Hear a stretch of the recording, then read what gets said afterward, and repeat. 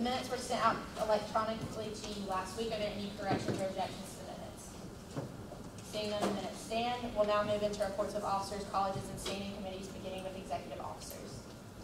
Patrick. First, I just want to say that this week is Ring Week. I know Mr. Simmons would really appreciate me mentioning that. So this week, Monday through Friday from 10 to 3, you go into the Student Center and buy your official Auburn class ring. So a lot of you know this. I'm sure Dixon has hit it home, but that supports a lot of the efforts that SGA does throughout the year.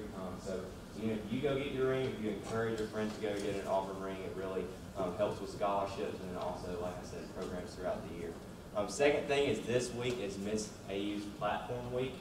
So Lauren Bradford is here tonight to just share. I'm going to yield some time to her to just share about her platform and what she has planned for the week. Hey guys, so I'm Lauren Bradford, Miss Auburn University 2019, and thank you so much for having me on the talk for a second. This week is my platform week. I'm so excited about it. It's called Unplug with Miss AU. And basically my whole goal of the week is just to educate some of Auburn students about something I'm really passionate about, and that's the overuse of technology and kind of the negative impacts that it's having on our relationships and how it's breaking down our barriers and just kind of reducing our quality of life. And I'm offering like practical steps to students on how they can find and maintain technological balance. I know that sounds so silly, but just simple tips and interactive things that they can do every day with me on the concourse. So I'm going to have a concourse every day this week with a new theme, topic, and just some different goodies to pass out every day. And actually, anyone can sign up to do concourse hours as well. Feel so inclined if y'all have any free time. I know y'all are super busy, but I think there's going to be an email sent out to y'all later tonight to all send it if you want to sign up for concourse hours and just be on the concourse with me and spread something that I'm super passionate about. So yeah, that's all I have. Thank you all so much for letting me talk to you. Are there any other executive officer reports? No. Moving into colleges, beginning with at large. No report. Agriculture. No report. Business. No report. CATSI. Hello, CATSI. I like to yield my time to CATSI's Student Council. I'm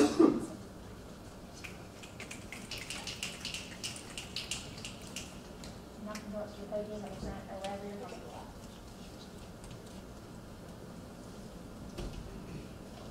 Hi, I'm Madison. I served this past year as the CAC president. My name's Forrest Wood. I serve as VP. So for the past year, we have been working a lot with our dean's office. April, we worked with them in campus planning to get a drawing board cafe, which is kind of like the C-store at Dudley, open on Fridays because it's not open on then. And then in April, or that was April, and August we hosted organizational day for Welcome Week on our Dudley courtyard. Then in October we helped out one of our student organization agency supported them with the pumpkin carve event, which is a college-wide event. In January we have been working with the dean's office to discuss changes to our website, our college-wide website, and that is getting a complete revamp. We were just part of a focus group to see what students wanted for that website. And then we've been working with the dean's office to implement a student-run newsletter.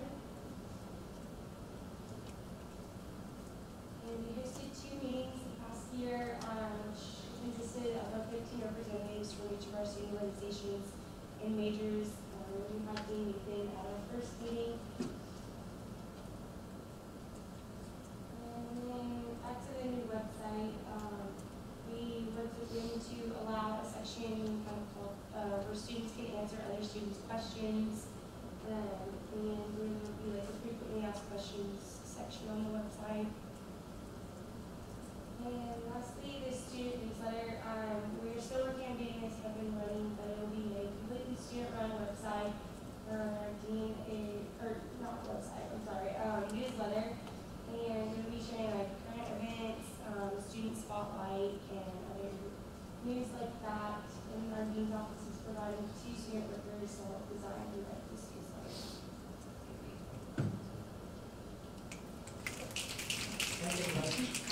Consent board. Vision.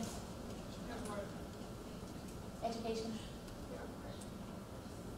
Engineering. No report. Forestry and wildlife sciences. No report. Grad schools. Center Graduate School. I know you all heard a lot of what the graduate school has been doing this past year, last week, but I just wanted to mention a couple things. First of all, I want to congratulate our 2 new elected positions.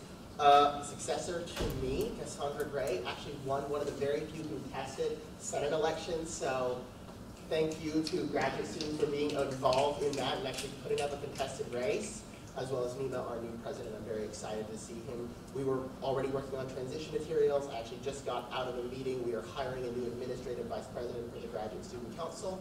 We should have that person already starting, well, to shadow our current person next week. So we are working quite a bit on transition materials right now. Thank you. Human sciences. No report. Liberal arts. No report. Nursing. Pharmacy. Moving on to committee reports, beginning with the executive committee. Academic affairs. Like the engineering. A couple things, guys. Just been preparing transition materials for this next cycle. I mentioned a couple weeks ago that Dr. Spears might come by before the term ends to give us some updates about the advising website. So she said things are going well. She wanted to wait until the website goes live to come present to SGA. So that might be something that the next term gets, or the next group gets to hear about. So if I have anything else, I'll talk about it next week. But it's all got it. Budget and finance. Lead engineering. So today we have a couple presentations, so if y'all would like to give those.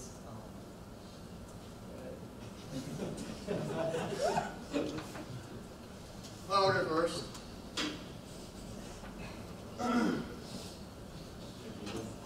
Yes, you did. I'll make this pretty brief. So it's going to go over the line items that will pass.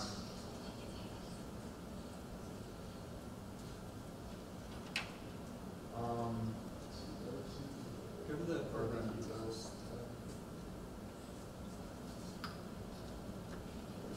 So,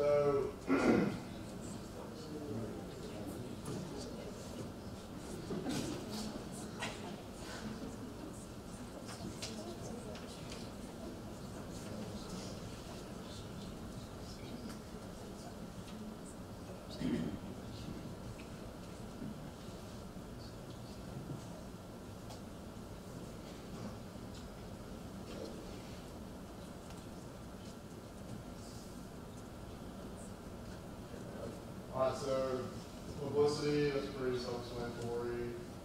Membership subscriptions, that's just like the data plan, kind of like what we passed last week's PDF. Conference travel, self-explanatory. Equipment, that's like cameras and stuff. That's really all I got for y'all.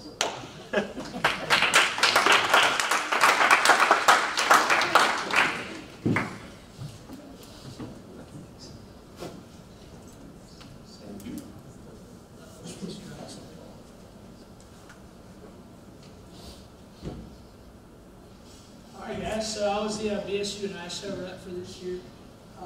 First, we'll go over BSU budget. So welcome events, $3,000 up there. This year, this is BSU. 350, we have special activity events for 1940. Black History Month, which is going on right now, was the biggest expenditure of the year, $21,000. First year experiencing freshman committee was $500. Leadership development, that was new this year, $9,000. community service, recognition banquet, and publicity all there at the bottom. Those are pretty self-explanatory. And then for ISO, most of the expenditures for that were on social hours. So as you can see, fall, spring, and summer, we got 25 social hours over the course of everything, $28,000 there. Special activities, big one, there was a beach dinner, it was $11,500. And then publicity, self-explanatory, $1,500. So, thank you all.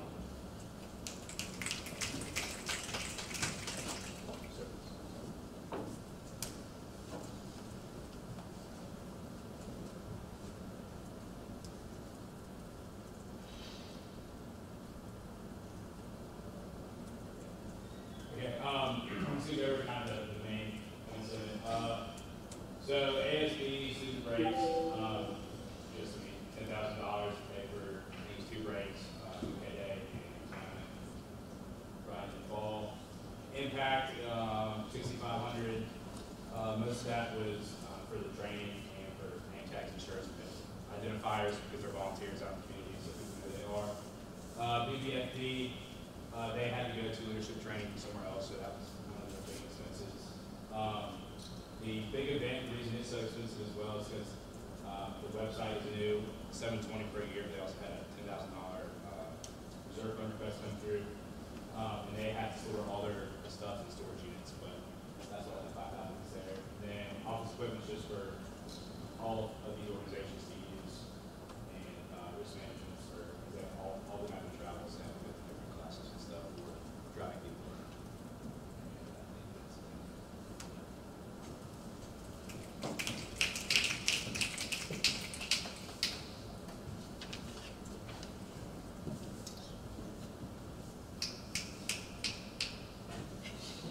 Wrong business.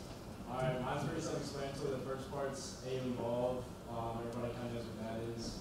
The second part for student orders, president's training is the training that every president from RSO goes through to get equipped with the skills they need to lead and work on this campus. Advisor training is for Cameron, he's the advisor for student orders.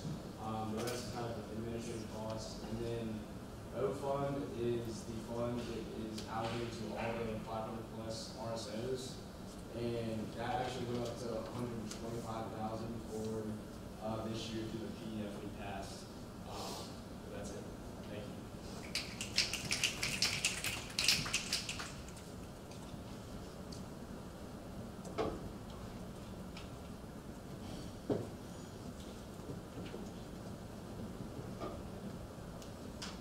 Hey, Turkey Business, I'm representing SGA's budget for the year. So the main expenses that we have fall under programs and operations. So this is breaking down the programs a little bit more specifically. But I just wanted to touch on some that you might not think of whenever you think of programming expenses. So a big expense that we have is under athletics. So the shakers specifically, which are go for every row in the student section, and then we send students to Better Relations Day every year, so we send students to Tuscaloosa as well as Athens. And then under outreach programming, we had town halls that were funded through this money, as well as the Fall Feast, which was a huge success this year. And then this money also funds schools councils and has their stipend that they get, or not stipend, but their funds that they can put on different events throughout the year. And then one other thing I want to speak on is a lot of this, the things that you don't see up here are because we have a lot of funds that come in through our Balfour revenue. So with that being said, go support Ring Week and buy a ring, but thank you.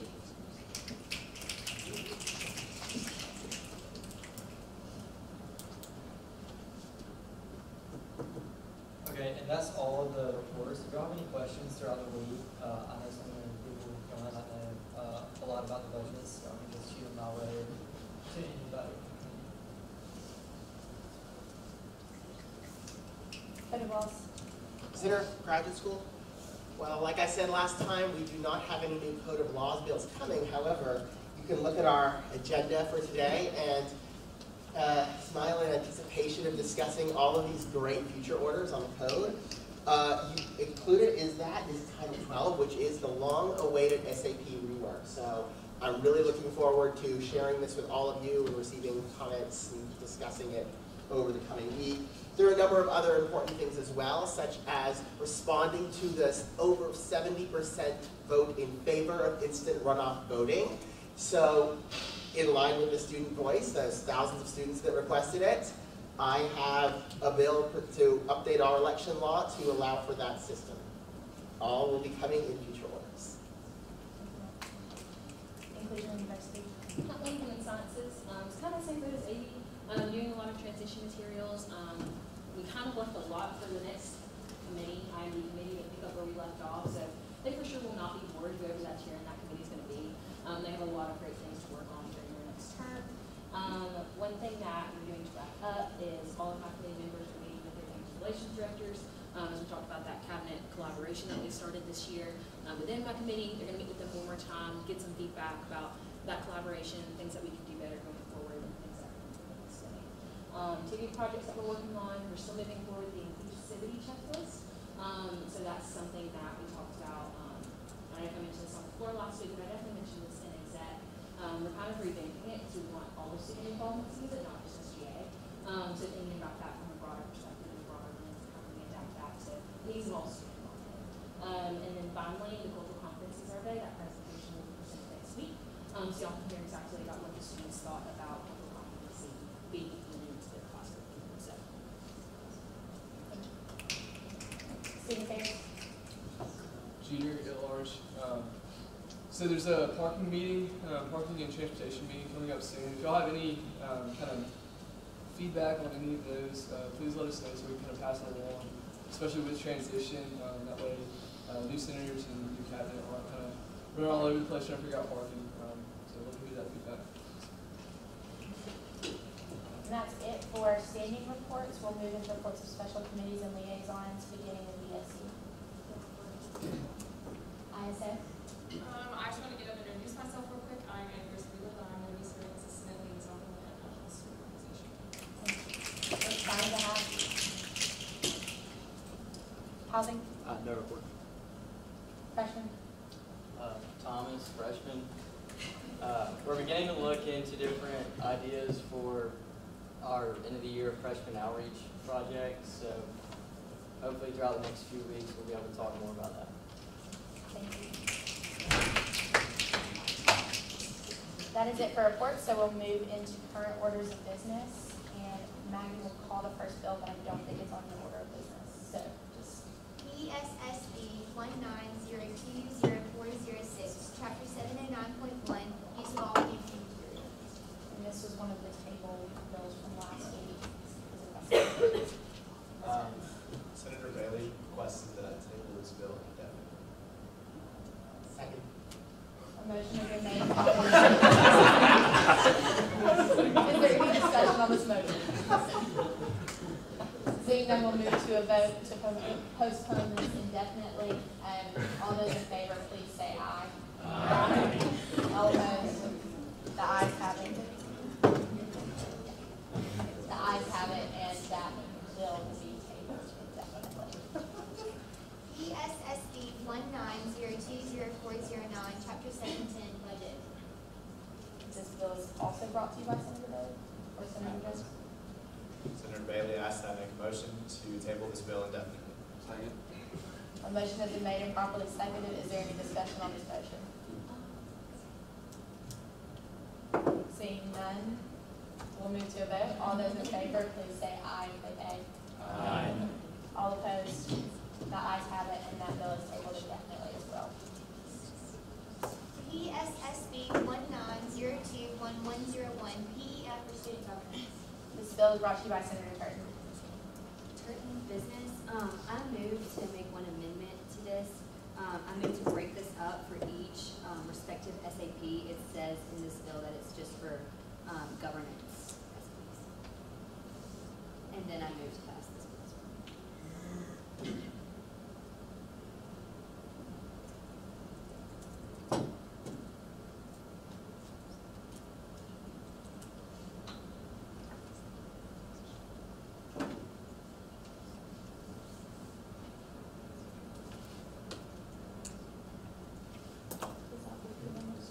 This is one. So this is just a program expansion fund. fund for the allocation of $3,000 to fund student stipends recommended by the Stipend Review Board for the program's SAP and University Programming Council. These are allocated proportionally to the remaining months in the fiscal year, and this will cover the cost of the following student stipends. I move to pass this bill as written. A motion has been made and properly seconded. Is there any discussion on this motion? No, just point of inquiry, so we're voting on two bills now. That's what I was, so Long will move to another bill? Yes. Okay. Is there any further discussion on this bill? Seeing none, we'll move to a vote. All those in favor, please say aye and click A. Aye. All opposed? The ayes have it, and this bill is adopted. PSSB 19021102, Chapter 711.1, election law. From Mary Margaret's. So this is a program extension fund allocating $500 to the student stipends recommended by the Stipend Review Board for the student media SAP, the GLOM director of online content. So I'm moving to pass this bill as written. A motion has been made and properly seconded. Is there any discussion on this motion? Seeing none, we'll move to a vote. All those in favor, please say aye and click A. Aye. All opposed? The ayes have it, and that bill is adopted. Okay, now, PSSB 19021102, Chapter 711.1, election. This bill is brought to you by Senator Zimmer. Zinner Graduate School. This was discussed last week. It is really a clarification in the code to remove potential discrepancy, emphasizing that executive officers may not use their office to support any candidate, because there is another section which says all students have the right to support the candidate of their choosing. This is permitting SGA offices from being used to do so and clarifying any potential discrepancy. I haven't received any comments, so unless there's any discussion, I move to pass this bill as written. Motion has been made and properly seconded. Is there any discussion on this motion? Senator Huntley. I did have a question about this one. It says executive officer. Does that include the executive director of elections? I guess. Senator Zimmer. To my knowledge, that's not officially considered an SGA executive officer, at least according to Title II. That's not considered one of the additional executive officers. There is a separate bill, which you may recall we passed last week, which talked about endorsements of candidates, and that was included in the elections board. I believe the director of elections, executive director of elections. Is there any further discussion on this bill? Seeing none, we'll move to a vote. All those in favor, please say aye. Aye. All opposed? The ayes have it, and this bill is adopted. PSSC 19021101, recognition of the Olympic Games. This commendation is brought to you by Senator Hambrick. Hambrick Liberal Arts. So this is just a commendation recognizing the achievements of the Auburn Plainsmen, as we discussed last year, and their 125th anniversary on campus. And so with that being said, I move to pass this bill as written. Second. Great. Motion is made and properly seconded. Is there any discussion on this motion?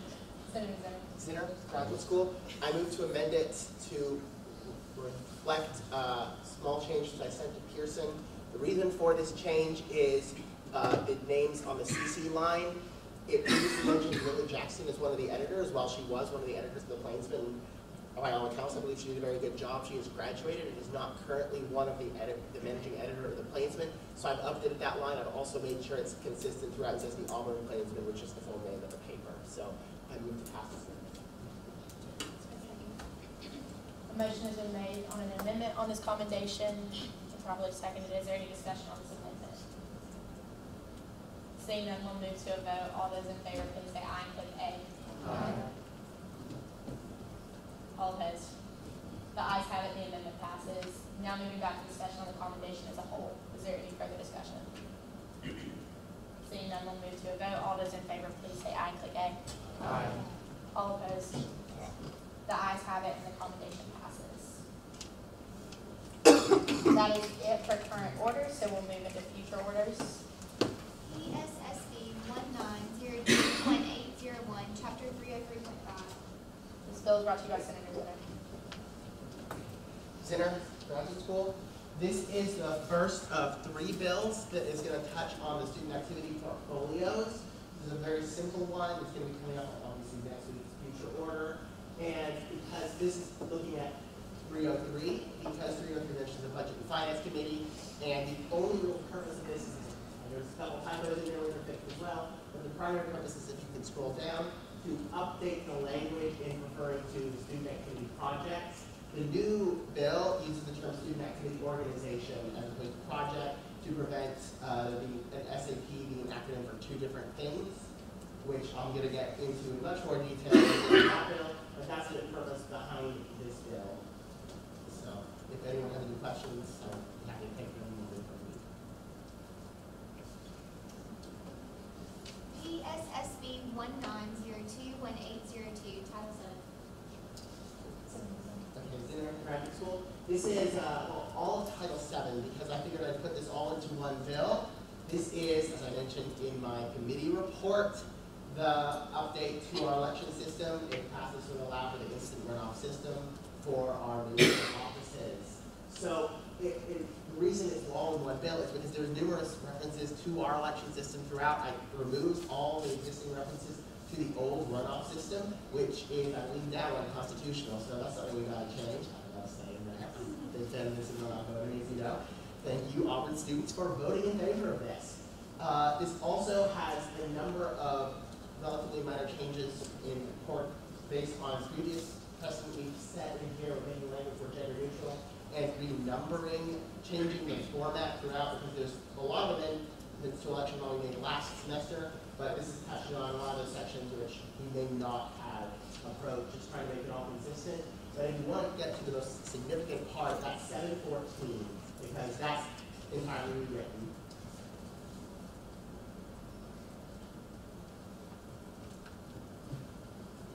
All the old section of 714 is out because that just talked about runoff elections.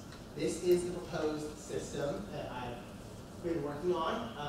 Obviously, it says that major candidate elections shall be conducted via an instant runoff system. The way this system works, and I hope we all have some basic understanding of, given that we voted on this, is at least 50% of votes have to be cast, as opposed to the 40%. But now, also, students with this bill would be allowed to rank their candidates from 1 to 5, or well, assuming there's 5 candidates, if there's less, it would not be 5. But they can rank their candidates. If one candidate receives at least 50% of the vote, that one wins, and it's done. But if no one receives that, then you drop out the one with the lowest number of first choice votes. And you would go to the people who, everyone who voted for that first choice, you go to their second choice, and those votes would be distributed. This would continue until somebody actually has a majority. If you could go down a little bit, there is one section I added to this just to really emphasize an important point that this was perhaps the biggest concern I had while talking about this with students during campaign week was, oh, I don't want my second choice to hurt my first choice vote. Well, that's not the case. But just to really emphasize this, I added a 714.13, which states, under no circumstances shall a voter's second or third choice vote be counted unless all candidates ranked higher on that voter's ballot have been eliminated or disqualified. So this should make it 100% clear to anybody that if you voted first choice for somebody, your second through fifth choice, those votes aren't being counted, they're not helping or hurting anybody. The only time we're going to those votes is if your first choice is out of the running. So I thought that was a necessary amendment just to make sure that this is clarified to the student body, to make sure this is clarified going forward, because that was the biggest confusion with the system that I ran into throughout the past week. So once again, I look forward to discussing this and voting on it. PSSB 19021803, Title 8. This is an update to finance law. Again, it goes through all of finance law, and this is a companion, the second companion bill to the student activity portfolio rewrites. Now, there's a lot of red in here, primarily changing the names, just like I did with the budget one, as well as some reorganization and updating the procedures a little bit. The goal was not to change the procedure at all. A lot of things in here are red because either they were moved to slightly smaller sections here in 800.2. Later on, as is the case with the executive stipend. I totally removed that section because that section will instead reappear into the Title 14 bill. So I'm not trying to take that out of the code. There is, quite importantly, one significant change in here. This was a decision that I came to after discussion with the Budget and Finance Committee, who have reviewed all of these SAP bills, which regarding the minimum funding for the O fund. Currently, the Code of Laws states at $75,000, but we had a pretty good discussion. It's been well above $75,000 for quite a few years now. I believe now we have PEF to raise it to $125,000, and as I understand, there may be another PEF coming in the next term. So those are the student organizations. They need a lot of that money, and they're putting good use into it. And the O board is actually pretty picky in allocating that. So based on discussions with the Finance Committee, I'm proposing raising that to a nice clean $100,000. That's still lower than what they have right now, but just a nice clean number, and ensuring that the O board is at least get some basic minimum funding. It's a little higher than what it's been in the past, because students have really taken to that fund and are using it more now than they have in the past, at least as far as I understand. That's the biggest change in here, and a lot of it is moving things back and forth between different titles, so these things are going to reappear in Title 14, and renaming things. The goal with this is not to change the fundamental budget procedure, which I know we've talked about in here before. So if there's any questions, clarifications you would like, I would be more than happy to go over any week, and then so that we can vote on this and have an informed vote next week.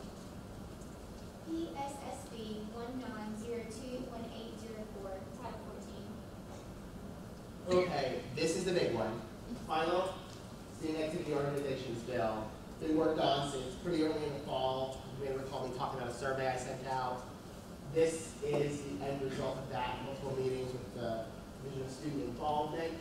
So, basically, it's all red. All the old stuff is struck through. I'm doing some version of some track changes, but everything is pretty messy, like it was the case with the honesty policy last semester. So, I guess I'm just going to start and go through all of this just to make sure we're all informed voters next week. So, starting off with Chapter 14, under definitions. Starting with the biggest level of organization is the portfolios.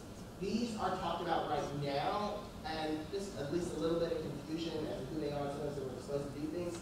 This should clarify, these are administrative grouping of one or more student activity organizations, on the next section, with similar goals for the purpose of distributing funds and providing resources. So these student activity portfolios, they themselves aren't really doing things. They have people that represent them that do things, and their administrative grouping for basically organizing all these groups that are getting access to the student activity fee and all the nice perks that come with being one of these organizations we're going to get into very soon. I guess the next thing is the student activity organization.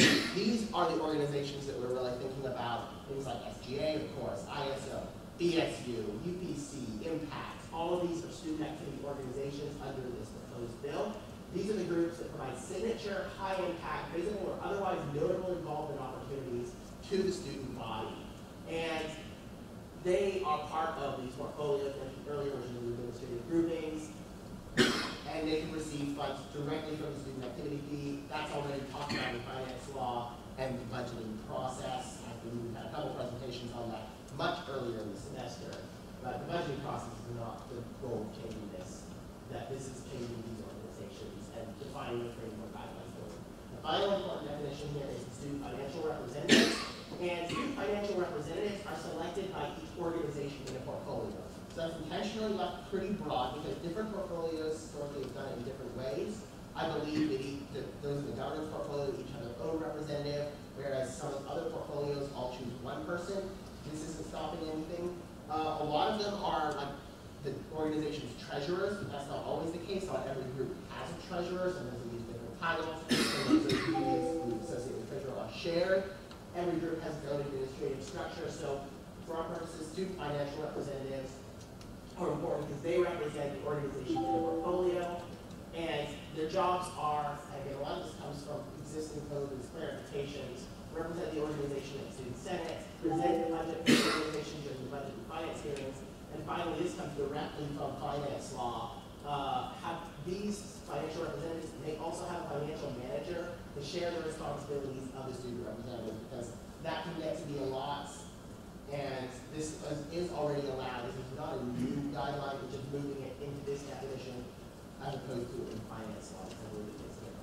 1401 is the privileges of student activity organizations.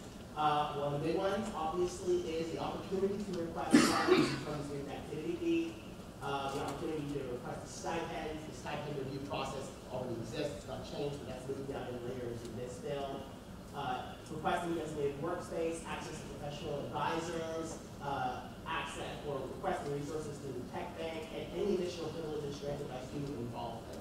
So those are the primary privileges of these groups. There could always be more as indicated for but that's the core one we've settled on based on numerous discussions that I've had.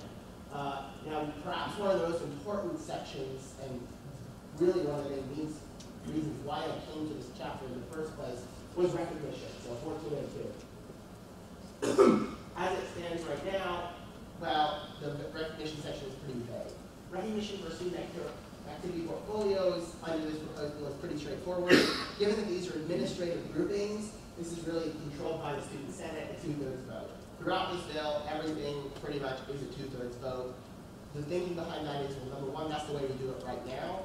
Number two, these are the groups that are receiving funding. We want to make sure this is more than just a narrow majority, that there's a broader base of support for these groups to get funding, because this is where the student money is going. This is one of our major duties as the student senate. We obviously have the budget and finance committee dedicated entirely to that process.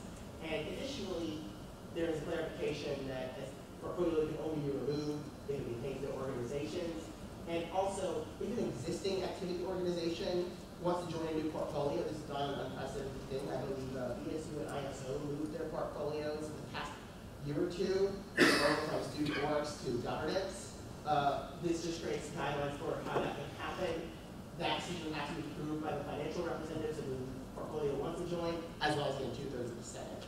The Senate is also mentioned in a lot of these because any of these significant amendments, moving someone from one portfolio to another, or even removing an organization or portfolio entirely, that requires an amendment to the Code of Laws. So it's important that the Senate is the one making that decision, and being the one that is ultimately responsible for it, because they are the ones, or we are the ones, the Senate, that control the Code of Laws. I do not want to create a situation where you have the Code of Law says one thing, and it says one thing, and then the fact is we're doing something else because the Senate wasn't aware of this change, so they're going to change the Code of Laws. So this is a big one, 1403, student activity organizations, and this clearly lays out the procedure. Right now, it's a pretty vague procedure. This is how if you want to form a student activity organization, this is where you gotta look at 1403. So most basically, defined right there, they need approval of the Student Activity Organization Creation Board, as well as subsequently approval from two-thirds of the Student Senate. Now, they have to meet the criteria, which is, and whether or not any criteria is determined by the Creation Board, that's all defined right here. First is be an active student org with no conduct sanctions for at least 2 years. Now, there may be some very special circumstances where you have a newer group, such as a merge, extended get this status, so that can be waived by the director of student involvement if absolutely necessary. So again, it's good to see the group's been around for a couple of years before you elevate it to this status. This is not the status that most groups will ever be getting. These are the flagship programs of Auburn involvement. Present financial records from at least the past 2 years. You've got to show sound financial policies. We don't want to be giving our money, our access to the student fees, if this group is just throwing money at anything, they don't really know what they're doing. We need to make sure they're actually fiscally responsible. Demonstrate the group's aware and is attempting to utilize existing financial resources available to student orgs. So that's the biggest thing is probably the O Fund, but there's some other resources that they can look into as well. Make sure that they know about the resources available to them. Once again, they've done their homework, and this really is, as an SAO, this really is where they belong. Maybe there is another place on campus or in the community that they would fit better. So, because maybe the O Fund gives them enough money to operate, and that's going to handle it. Also, they need to demonstrate the organization is relevant and of interest to a broad range of students and capable of enhancing the student experience in one or more ways. This, again, if a group doesn't meet this, I'm not sure why we want to be calling this one of the flagship programs of involvement at Auburn University or a high-impact student program. This is perhaps one of the more subjective things, but this is probably one of the main ones that organizations are going to be talking about in their application and justifying to the board.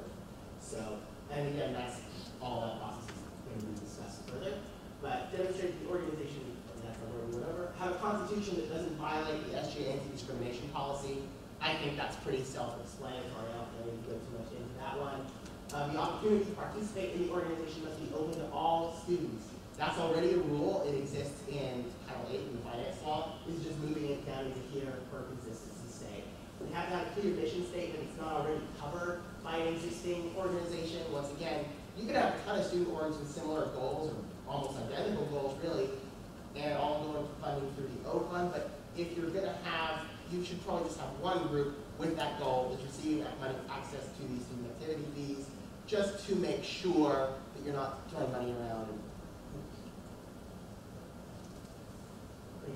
Okay, I discussed it. Present a strategic plan that shows where the organization would like to be in 3 years and how it intends to get there. Once again, you need to be doing some planning. Also, they need to present a proposed budget for the upcoming fiscal year showing, hey, we want access to this student activity organization. We want to do this, get this status, which probably includes more money. How are they going to use that money if they get it? It has to demonstrate a history of projects, initiatives, programs, or events that seeks to reach all students. And of course, any additional criteria laid out on a specific portfolio. And that's going to be at the end of the hill, a listing of all the different portfolios. Because each of them are a little bit unique. The requirements to join programming are a little bit different from what it means to be a part of governance. And those few additional requirements in that section as well. But if an organization is so unique, but it's also so great that it does deserve this status, or at least they believe so, they can request the creation of a new portfolio, but they need to justify why it doesn't fit into any existing portfolio. Now, those are the criteria that these groups will be judged on, and this, whether or not they meet that, is determined by the Student Activity Organization Creation Board, which is made up of the Director of Student Involvement and an additional representative from Student Involvement selected by the Director. The student financial representatives from a portfolio the organizations wish to join shall collectively have one vote. But if there's a case where, again, you're so unique, as they want to join a new portfolio, we've got to have someone to pass that vote, so that's going to be the SGA treasurer. I think that's a decent one. And all of these, especially as criteria, are based on the survey that I sent out last semester. Who should have a say in this? There's a lot of major stakeholders that we need to be thinking about. And some people said, of course, the financial representatives of the portfolio they want to join. Some people said every existing SAO should have a say, which in theory is not a bad idea. However, in practice, that's going to be very difficult because you have a board made up of dozens and dozens of people potentially, and you just can't get a meeting of that. So to compromise on that, I propose that 3 student financial representatives from 1 or more portfolios of the organization is not applying to also have a vote. So you get that inside perspective of that portfolio as well as another perspective. The chair of the Budget and Finance Committee is going to be someone who's very familiar with the budget and finance process, so it's only reasonable that they include in this, and they'll know do they actually have the money to give to this group, as well as do they seem to have a reasonable budget. It's a reasonable person there. The chair of the O Board, this was suggested by someone on the survey, which I thought was actually a really good idea, because this is somebody who has a lot of experience in looking at different organization charters, and they can get an idea, okay, is this a solid constitution? Does this actually discriminate in some way? Is this a problem? So they go out and do insight as well. The president of SGA, there's a pretty good standing precedent for lots of committees to include the SGA president as kind of an at-large representative for all students. But given the SGA president's already on a lot of committees, also can be allowed to representative. And the same could be said for the president of the Grad Student Council. Because, well, graduate students are often forgotten in a lot of these things, and these SAOs are really supposed to be available to all students, which includes graduate students. So this is going to ensure that that graduate voice is heard. But again, Grad Student Council, grad students are all pretty busy, so if necessary, they can appoint a representative for that. So that's the board, and they're going to have to make the decision. The organization seeking status, they have to make a formal request to the Director of Student Involvement. Upon receipt of that request, there's 30 days to convene a meeting with this board, make a decision. At a meeting, the organization will have the opportunity to make their case, answer any questions. There's also one additional rule in here that if you are an officer of the applying organization, you can't also be on the board. That's a pretty obvious conflict of interest. I don't think that's a good idea to have. So the replacement will be found by the director of student involvement. Following the meeting, there's 10 days to make a recommendation based on these criteria and relay it to the applying organization. And if they're denied, you gotta give them a bit of an explanation. Okay, this is where you fall short of these criteria. But if they're accepted, you also gotta send this on to the executive committee of the student senate, because this is our way of notifying the student senate that, hey, this organization has been approved for status, and now take it into the student senate for discussion and getting that two-thirds vote, which is the final process to getting recognition. So that's the recognition process as I'm proposing it. Expectations of student activity organizations. This is based pretty heavily on existing policies, which were amended last semester with some bills. There are a couple changes to go down. Again, I will be making, I just noticed on that one, being involved in an active roster. That's incredibly important. In fact, I've spoken to people, and I'm still waiting actually to get feedback from one person. I will be making a couple amendments on the floor to this next week. And again, I'm happy to make many more if I get more great feedback on this. Because this is a very collaborative process. I wrote a lot of this, but I received feedback from tons and tons of people. I could not have done this alone.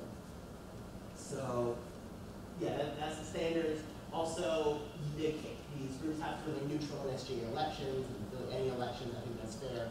I don't think it would be a very good look if SGA is endorsing someone for state president. Most egregious example, but that's the idea behind it. Probation and removal section. This is pretty much what is this case right now. We're very heavily based on it. It goes primarily to the judicial branch, and removals are require two-thirds vote of the student senate. A lot of it's reorganized, rewritten somewhat, but that is the primary purpose. But the primary purpose is the same. And one significant difference is this adds the director of student conduct. So this is kind of going alongside with the new university policy, which will be coming out soon on student organizations.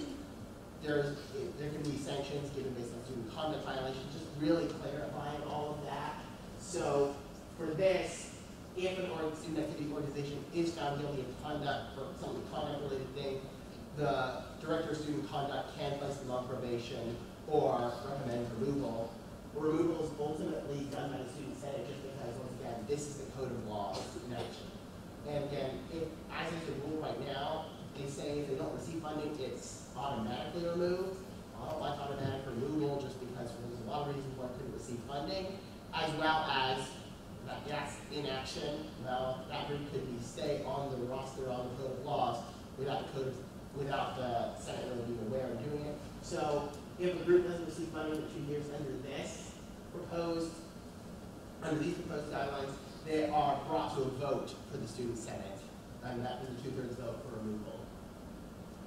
And again, putting down requirements for eligibility and maintenance of membership. This is almost entirely taken from existing policies which we created and amended last semester. A couple terms may have been changed from like project and organization, but that is not the primary focus of this bill. The stipend review board, again, just like I said earlier, this hasn't been changed. People on it are the same, guidelines are the same, but it just moved from Title 8 to 12, or 14, sorry. And now finally, getting to, this is the big one, current student activity portfolios and student activity organizations. Beginning with governance portfolio, this was perhaps one of the most difficult sections because we have a bunch of different organizations. What unites them as one portfolio? The governance portfolio shall include organizations that work to unify the student body and represent a group of students, the university administration as well as other students. And the criteria to join the government portfolio, an organization must demonstrate it represents and advocates for a population of students, work to educate the student body on topics related to the population it represents, provide support for the population, and demonstrate it has working relationships with other student boards that have similar goals. So these are things that, at least in my understanding, after sending out survey, having numerous conversations, are appropriate to SGA, BSU, ISO. These are all pretty important. This is not, again, none of these portfolios are going to be super easy to join, but this is some unifying factors about the government portfolio. And then, of course, 140813 just mentions the existing organizations in the government portfolio. This bill is not slipping anybody into any portfolio. There are a couple of removals just because, and I'll get some of those when I talk about it, just because these groups have been restructured and are now part of the measure. This is not changing who is or who isn't an SAO. Now the leadership portfolio, this one is, I'm actually waiting still on a little bit of comment on that. It's not going to be a huge thing, but these are groups that primarily provide service to the campus with the primary goal of fostering student leadership. Right now, that's Emerge. Now, in the past, in the current code, you may notice there's a lot of groups listed, such as Spring Up or Leadership.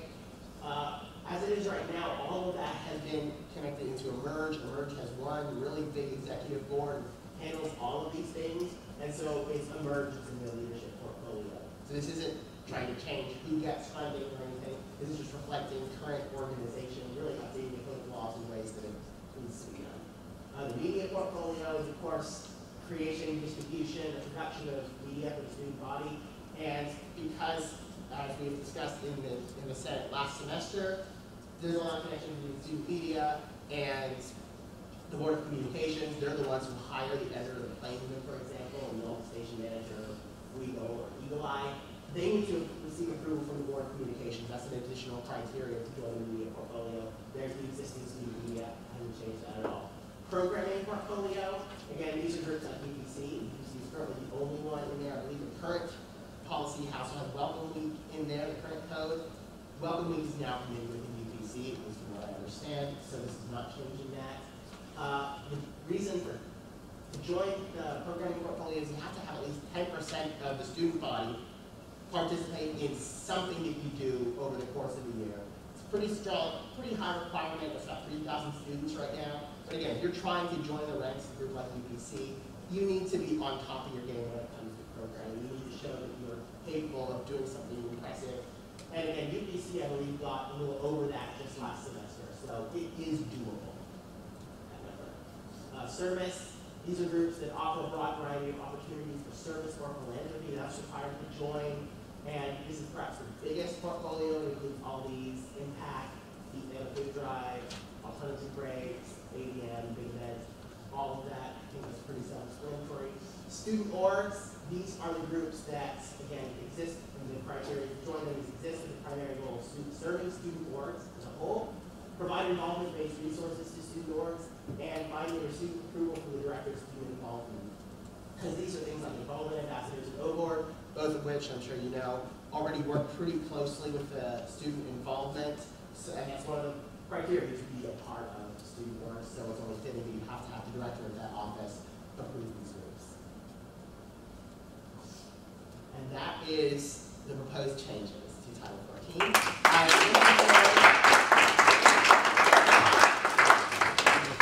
you. It takes some time, but this is one of the bigger bills, of course, that we've passed. One of the biggest things to come through the Code of Laws Committee. I look forward to discussing this over the coming week and next week before we vote on it.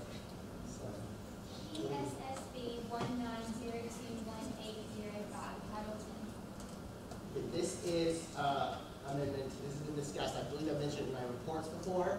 This is after talking with the current director of student conduct last semester. I really come to the conclusion that Title 10 is not necessary in the code because it talks about things which are already talked about in detail in the Code of Student Conduct, and even more concerning, there are some discrepancies. So after consulting with him, I decided to take out the majority of this in Title 10. However, there's still a couple things that are worth having, specifically reminders for SGA of things that we have, which are primarily the appointing student representatives. These are 20 undergrads and 2 graduate students. This is a proper procedure. You may notice that the 20 is an increase of double. It currently says 10. That was based on my meeting with the director of student conduct. It was proposed we could increase this to 20. So that's where that number comes from. And again, all of this coming out of text, I don't think that's necessary to have a full title. So I'm proposing to put that into 1102, which is additional boards and committees. So this is a reference to the Student Conduct Committee. And that this will remove all of Title 10 and is the reason for a later bill, which I'm going to talking about. This is perhaps one of the simplest, and it came up in discussion of PSSB 190218006, Title 16.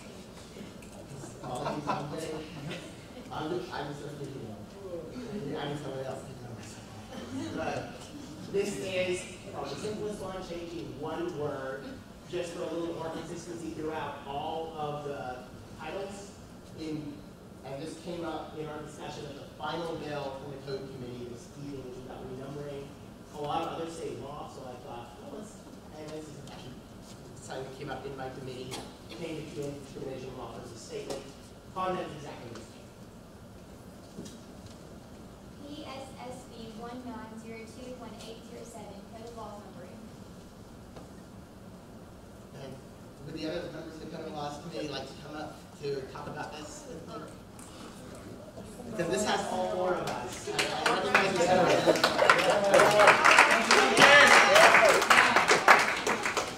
unfortunately, Senator Hill, I don't see him here. He worked on this. I don't see Senator Hill because the goal was to have him talk about it because I would have loved to have our freshman senator involved. But if the others would, I talked about if one of you would like to go over the bill.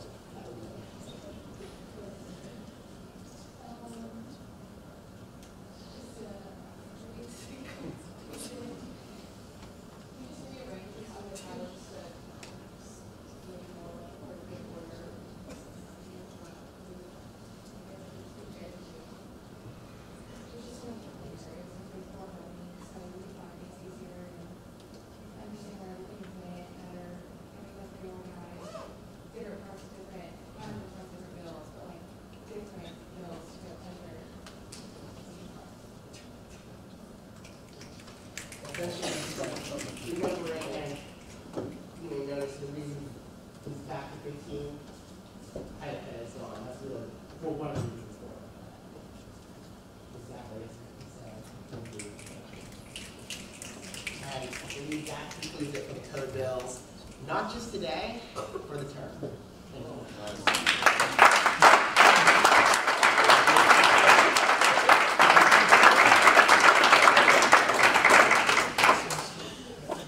Thank you.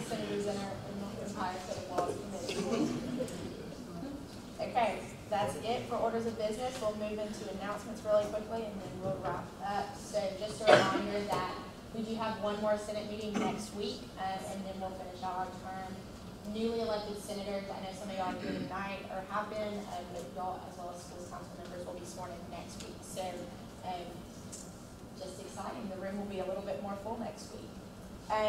Also, RSVP for the banquet went out. If you have not done that yet, please be sure to do that. You're not going to want to miss who is announced as Senator of the Year. So be sure to do that. And then just a reminder about all these other announcements that y'all heard this evening. So Miss AU, that link will be going out. It's Ring Week. Send it to the State House tomorrow for concourse as well. External affairs event. Yeah, great job tonight, everyone. A couple shout outs. I want to shout out to Sierra for the great work she's done on putting together a transition packet and orientation process for next year's group. Also want to give a shout out to Senator Jeter, helping spearhead along with Ashley and Allie Arthur, academic honesty code rewrite. So working on that week for them. So great job, team. Are there any other announcements this evening?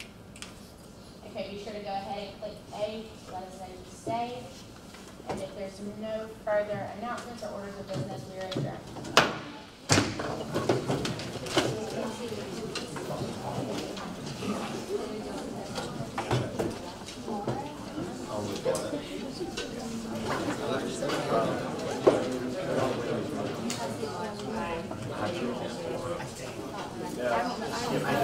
So I really appreciate that.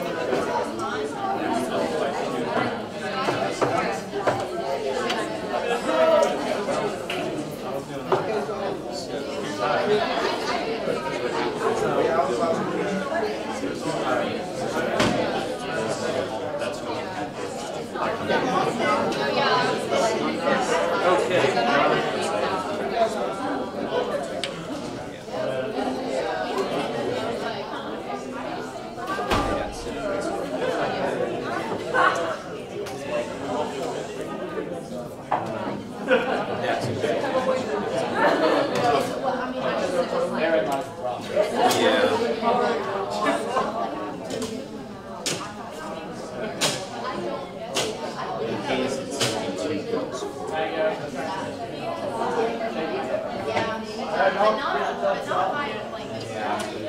I know. No, that's the procedure.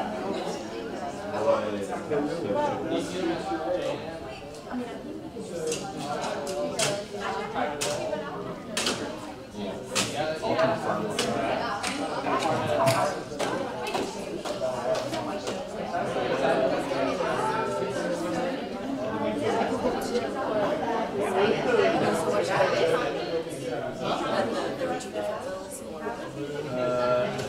let me run it to you. I did some this last time because I was